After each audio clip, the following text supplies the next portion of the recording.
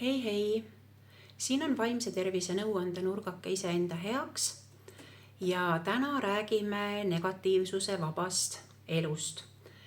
Ja ilmselgelt on meie ümber negatiivsust igal sammul, igal päeval meil on võimalik sellega kohtuda, kas siis iseenda, oma kaasinimeste või meediavahendite kaasabil, aga et me ei ole nagu lõplikult selle eest keegi kaitstud.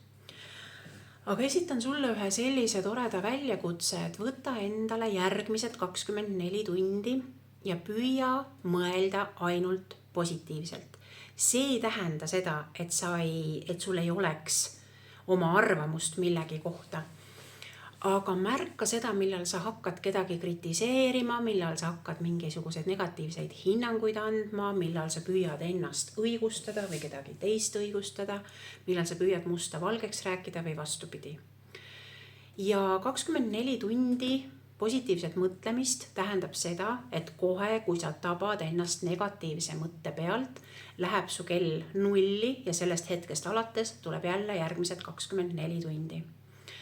Ja usu mind, olen seda ise korduvalt teinud ja esimestel kordadel, kui ma mõtlesin, et mis see siis on, et ma olen ikkagi nii positiivne inimene, tuleb tunnistada, et esimese 3 tunni jooksul ma ikkagi 3 korda juba jõudsin negatiivselt mõelda.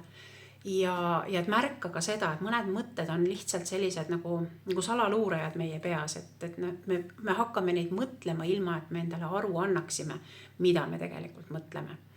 Ja sellepärast ma kutsungi sind üles, et järgmised 24 tundi püüa mõelda positiivselt, kui sa eksid ja libastud, alusta 0 ja anna mulle siin video all teada, kui sul on 24 tundi täis ja anna teada ka sellest, millised olid kõige suuremad takistused või raskused positiivsena püsimisel. Kui ma saan kuidagi aidata sinu mõtteviisi parandada või aidata positiivsemaks või sinu vaimset tervist toetada, siis siit video alt leiad ka lingid selle kohta, kuidas minuga ühendust võtta.